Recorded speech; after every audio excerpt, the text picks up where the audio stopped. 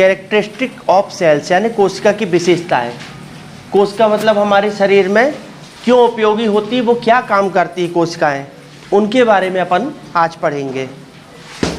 तो कोशिका जीवधारियों का एक मूलभूत संरचनात्मक क्रियात्मक इकाई है। मतलब हमारा जीव किससे मिलके बना है, कोशिकाओं से मिलके जीवों का निर्माण हुआ है, और वो कार्य भी कर रही क्रियात्मक इकाई है जिसमें विभिन्न जैविक क्रियाएं अपने विशिष्टकृत रूप से स्वतः ही होती रहती है। सेल्स के अंदर कौन कौन सी क्रियाएं, जैविक क्रियाएं होती हैं, उनमें है श्वसन, रेस्पिरेशन, एसिमिलेशन स्वांगीकरण, उत्सर्जन एक्सक्रीजन, ग्रोथ एंड रिपेयर वृद्धि और क्षतिपूर्ति, प्रजनन रिप्रोडक्शन, और इरिटेबिलिटी उत्तेजनशीलता, गति यानी मूवमेंट। ये सारे फंक्शन को थोड़ा सा डिटेल से आप पढ़ेंगे। तो सबसे पहला है रेस्पिरेशन। रेस्पिरेशन क्या होता है, श्वसन क्या होता है। आप सभी को पता है कि इंसान को जीवित रहने के लिए, जीवों को जीवित रहने के लिए ऑक्सीजन की आवश्यकता होती है। ऑक्सीजन ग्रहण करते हैं और कार्बन डाइऑक्साइड को छोड़ते हैं, त्यागते हैं। तो भोजन का जब ऑक्सीकरण होता है उसमें भी ऑक्सीकरण की क्रिया में ऑक्सीजन की आवश्यकता होती है, और कार्बन डाइऑक्साइड जो होता है वो एक अवशिष्ट पदार्थ होता है। कार्बन डाइऑक्साइड बेस्ट प्रोडक्ट है हमारे शरीर का, जिसको हम श्वसन की क्रिया के द्वारा उत्सर्जित कर देते हैं। तो इसी क्रिया को श्वसन की क्रिया कहते हैं, और ये जीवन भर जब तक इंसान जिंदा है तब तक उसके में ये क्रिया चलती रहती है कि श्वसन की क्रिया में ऑक्सीजन ग्रहण किया, कार्बन डाइऑक्साइड को उसने छोड़ दिया। ये क्रिया हमेशा चलती रहती है। श्वसन का कार्य कोशिकाएं ही करती हैं, तो उसके बिना जीवन के लिए ये बहुत ज़रूरी है। सेकंड है एसिमिलेशन स्वांगीकरण। स्वांगीकरण मतलब अब जो आप भोज्य पदार्थ से पोषक तत्व ग्रहण करते हो, खाना खाते हो, पोषक तत्व मिलते हैं आपको, उन पोषक तत्वों को कोशिका अपने अंदर ग्रहण करती है, तब तो जिंदा रहेगी। पोषक तत्व कोशिका को नहीं मिलेगा तो कोशिका जिंदा कैसे रहेगी, है ना। ऑक्सीजन भी चाहिए, पोषक तत्व चाहिए साथ में। तो पोषक तत्वों को ग्रहण करके उनका ऑक्सीकरण करती है। उसके बाद कोशिकाएं विभिन्न जटिल पदार्थों का निर्माण करती। कोशिकाएं हमारे शरीर में कई तरह के पदार्थों का निर्माण करती है, तो उसके लिए काम करने के लिए क्या चाहिए, उसको खाना चाहिए। खाना मतलब पोषक तत्व।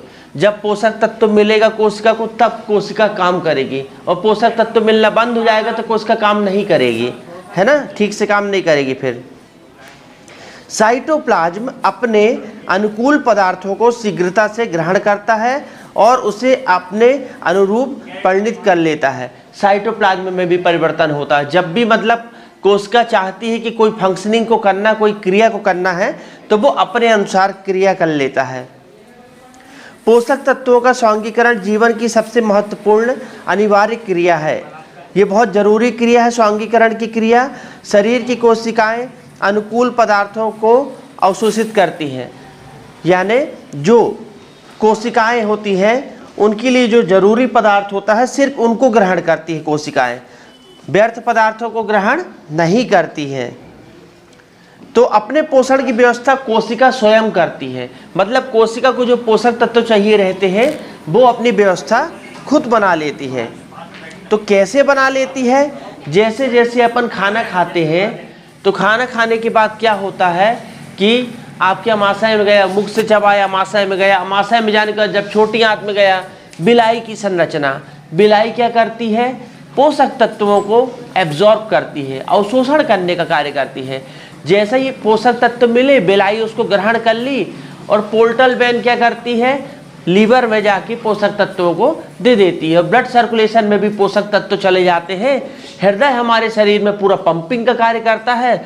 तो प्रत्येक कोशिका को पोषक तत्व मिल जाते हैं, यानी कोशिका अपने खाने पीने की व्यवस्था स्वयं कर लेती है। अभी एक लाइन बोले थे, है ना, वो वाली लाइन हो गई जी, कि हमारे शरीर में इतनी क्रियाएं हो रही हैं कि कोशिका के खाने पीने की व्यवस्था हो जाती है। तो सेल्स में भी ऑक्सीकरण की क्रिया होती है, जिसके बाद क्या होती है, एनर्जी मुक्त होती है। इसी ऊर्जा के सहारे समस्त जीवन संबंधी क्रिया संपन्न होती है। सेल के अंदर माइटोकॉन्ड्रिया के बारे में पढ़े थे, माइटोकॉन्ड्रिया में पढ़े थे कि जीवन संबंधी क्रियाएं और ऑक्सीकरण के बारे में वहाँ पे पढ़ चुके हो। तीसरा फंक्शन है एक्सक्रीजन यानी उत्सर्जन। उत्सर्जन का मतलब होता है बाहर निकलना, और उत्सर्जन क्या होएगा? उत्सर्जी पदार्थ, मतलब जो शरीर के लिए उपयोगी नहीं है, कचरा है, जो शरीर के लिए कचरा है, जो बाहर बेकार चीजें हैं, उसको सेल्स क्या करेगी? बाहर करेगी, है ना। पोषक तत्वों को ग्रहण करने और जीवन संबंधी अनेक क्रियाओं के फलस्वरूप कुछ बेस्ट प्रोडक्ट उत्पन्न होते हैं। मतलब जब सेल्स काम करती है ना, तो सेल्स के काम करने के बाद जो कचरा बचता है वो बेस्ट प्रोडक्ट हो गया, उसको शरीर से क्या करना पड़ेगा? बाहर निकालना पड़ेगा। ये निष्कासन का कार्य कोशिकाएं ही करती है। मानव शरीर से ये व्यर्थ फेफड़ों से कार्बन डाइऑक्साइड के रूप में निकलता है। सांस लिए, ऑक्सीजन गई अंदर, कार्बन डाइऑक्साइड बाहर, सांस के द्वारा छोड़ दिए, निकल गया बेस्ट प्रोडक्ट बाहर। कार्बन डाइऑक्साइड अपने शरीर के लिए जरूरी नहीं था, लेकिन अपन ने श्वसन के द्वारा उसको छोड़ दिया, तो श्वसन के द्वारा बाहर हो गया कार्बन डाइऑक्साइड। त्वचा क्या करती है? पसीना निकाल देती है। अपन पानी तो पीते हैं, लेकिन जो एक्स्ट्रा का पार्ट है ना, सोडियम, पोटेशियम, क्लोराइड, ये सब आयंस होते हैं, और सोडियम आयंस का जो रहता है पसीने का विशेष रोल रहता है। और सोडियम आयन अपने को कहाँ से मिलता है? नमक खाते हैं अपन, तो नमक का पसीने में भी रोल रहता है। तो पसीने के द्वारा, पसीना एक बेस्ट प्रोडक्ट है। शरीर का जो कचरा है, मतलब उत्सर्जी पदार्थ, वो पूरा बाहर निकल गया है। और जो बच जाता है, तो मेन फंक्शन कौन करता है? किडनी। किडनी क्या करती है? रक्त को छानती है, और छानने के बाद यूरिन को बनाती है, और यूरिन जब बन जाता है तो यूरिनरी ब्लैडर, मूत्राशय में जाके यूरिन जमा होता है, और जब समय समय पे जब मूत्राशय भरता है तो उसके बाद उसको व्यर्थ पदार्थ को बाहर निकाल दिया जाता है, यूरिन को पास आउट कर दिया जाता है। यानी नेक्स्ट है अपना वृद्धि और क्षतिपूर्ति। वृद्धि होना यानी ग्रो करना, या तो निर्माण का काम, क्षतिपूर्ति में निर्माण होएगा, और वृद्धि होना यानी बड़े होना, है ना। तो जैसे बिल्डिंग, एक बिल्डिंग बन रही है तो मतलब वो वृद्धि चल रही है, लेकिन बिल्डिंग में कुछ गड़बड़ बन गया, तोड़ फोड़ करेंगे उसकी, और तोड़ फोड़ करके बनाएंगे तो वो क्या कर रहा है? क्षतिपूर्ति टाइप की हो गई, उसकी मरम्मत चालू हो गई बनी बनाई चीज़ों में। तो शरीर की प्रत्येक कोशिका पोषक तत्वों को ग्रहण करने के पश्चात उसका स्वांगीकरण करके अपने शरीर की वृद्धि करती है। फिर से वही लाइन आ गई कि शरीर को, आप जो खाना खाए शरीर में गया, पोषक तत्व जब मिले आपकी आंतों से, पोषक तत्वों को ग्रहण करके जब शरीर कोशिकाओं तक, एक एक कोशिका तक पोषक तत्व गए, तो कोशिका को जब पोषक तत्व मिलेगा तब वो मरम्मत का कार्य करेगी। और अगर आपको पोषक तत्व नहीं मिलेंगे तो मरम्मत जल्दी नहीं होगी। इसलिए डॉक्टर लोग क्या करते हैं, देखिए होगे, ये तो कॉमन एग्जांपल बता रहा हूँ, कि जब भी चोट लगती है तो मल्टीविटामिन, या खास तौर पे कौन सा, विटामिन सी की टैबलेट देते हैं चोट लगने पे। क्यों?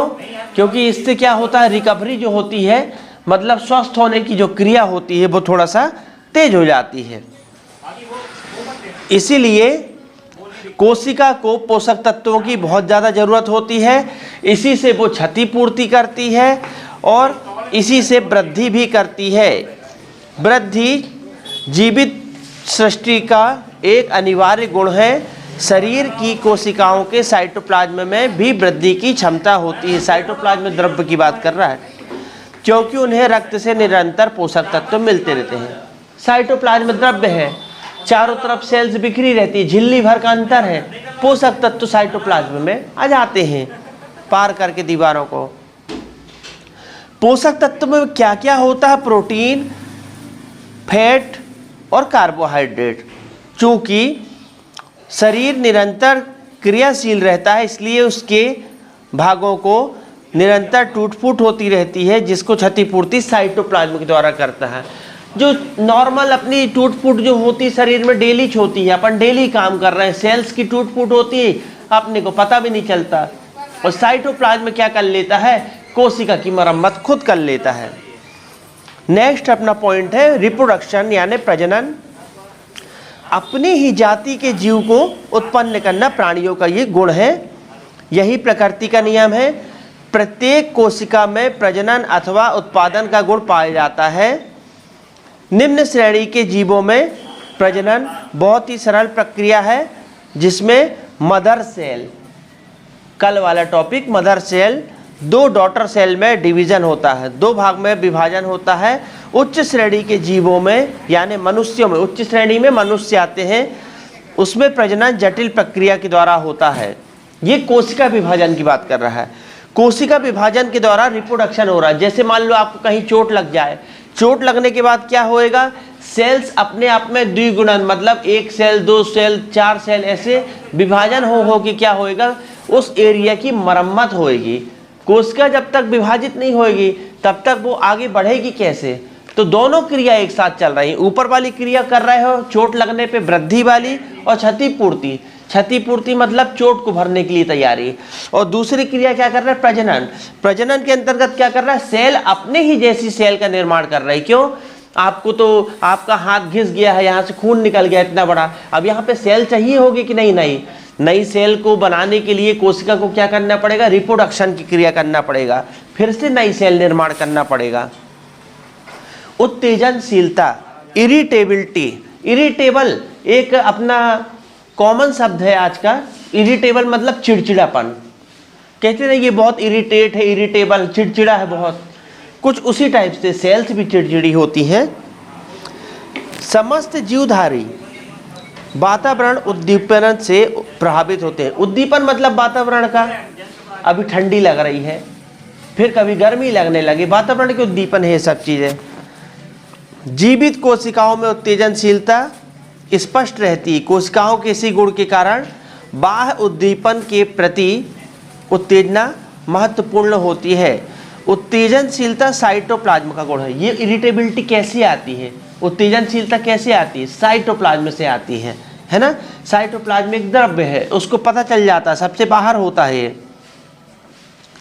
शरीर की अनेक आपत्तियों से रक्षा करने का कार्य होता है। यद्यपि शरीर में यदि कोई कीड़ा बैठ जाता है, मान लो कोई कीड़ा है, कोई चींटी है कहीं शरीर में आके बैठ गई है मान लो, तो वहाँ प्रोटोप्लाज्म एक उद्दीपन पैदा, उत्तेजना पैदा कर देता है। वहाँ अपने को प्रोटोप्लाज्म एक तरंग है पानी की, पानी जैसा बहना चालू हुआ, एक उद्दीपन पैदा हुआ। तो और आप स्पर्श कणिका के बारे में जानते हो, टेक्टाइल कार्पोसेल्स, स्पर्श को महसूस कराने में किसका महत्व होता है, स्पर्श कणिका का।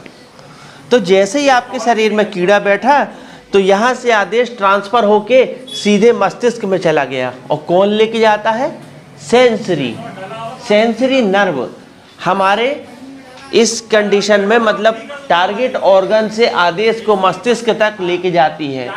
तो जैसे ही कीड़ा बैठा, जैसे ही वो चलना चालू किया या उसने हल्का सा काटा, तो तुरंत यहाँ पर दर्द का एहसास हुआ, अपने मस्तिष्क तक आदेश लेके गई सेंसरी नर्व। नर्व यानी तंत्रिका, इसका काम ही होता है ऐसा। और जैसे ही कीड़ा यहाँ से उड़ गया या दूर हो गया यहाँ से, तो क्या हो गया, उत्तेजना यहाँ पे समाप्त तो हो गई जैसे ही कीड़ा चला गया। भोजन एवं पानी जैसी उपयोगी वस्तुओं को पहचानने में और ऐच्छिक कार्य की गति करने में भी इसमें देखा जा सकता है। जैसे आप उत्तेजना में पानी, पानी इस सीजन में जैसे गर्म कर रहे हो, ऐसे डिग्री कैसे ले लेते हो, हाथ से ले लेते हो। कभी कभी पानी बहुत ज़्यादा गर्म हो जाता है, जैसे ही छूते एकदम से चटका लगता है, तो क्या हुआ, ये उत्तेजना हो जाती ना पूरी कोशिकाओं में, अरे ये पानी बहुत गर्म है, पता चल गया ना मस्तिष्क को। जैसे ही पानी में अरे हाथ जल गया, तो यही चीज़ तो है ना, आपको पता चल गया। फिर आप क्या करोगे, पानी मिला लोगे समझदारी से, कि ऐसे ही नहा लोगे उबले पानी में, नहीं नहा सकते ना, फिर तो पूरा शरीर जल जाएगा। तो सेंसरी नर्व आपकी आदेश कर दी ना मस्तिष्क को, ये पानी बहुत गर्म है, इससे मत नहाना। गति, अगला पॉइंट है अपना, मानव शरीर तो दिन भर गति करता है, मानव शरीर की कोशिकाएं भी गति करती हैं। और रक्त के अंदर भी कोशिकाएं बहती रहती हैं, सेल्स आरबीसी बहती है कि नहीं, है ना, खून के अंदर कोशिकाएं बहती रहती हैं, तो बस गतिमान होती रहती हैं। डब्ल्यूबीसी बहता रहता है, अमीबा जैसी गति करता है और क्षतिग्रस्त स्थानों की मरम्मत करता है। अमीबा की गति ये स्कूल टाइम में हर कोई पढ़ता है, ये ऐसा अमीबा ऐसे ऐसे ऐसे ऐसे, जैसे यहाँ कुछ कण आ गया तो ऐसे ऐसे आए, पहले यहाँ से कटाव आया और ऐसे करके चारों तरफ से घेरा और बीच में उसको कर लेगा और उसको पचा जाएगा। ये गति कहलाती है अमीबा की गति। और अमीबा की गति को ब्राउनी गति बोला गया है, नाम है उस गति का नाम क्या है, ब्राउनी गति। तो इसी तरह से क्या हो रहा है, डब्ल्यूबीसी भी तो कुछ इसी तरह से कार्य कर रही है। फैगोसाइटोसिस की क्रिया पहले पढ़ चुके हो, जीवाणु भक्षण की क्रिया, तो कुछ इसी तरह से क्षतिग्रस्त स्थानों की भी मरम्मत होना है। तो इसी तरह से हमारी जो सेल्स होती हैं, श्वसन की क्रिया, स्वांगीकरण की क्रिया, उत्सर्जन की क्रिया, वृद्धि की क्रिया, क्षतिपूर्ति की क्रिया, प्रजनन की क्रिया, उत्तेजनशीलता की क्रिया और गति की क्रिया, सारी क्रियाओं में हमारी कोशिकाएं भाग लेती है।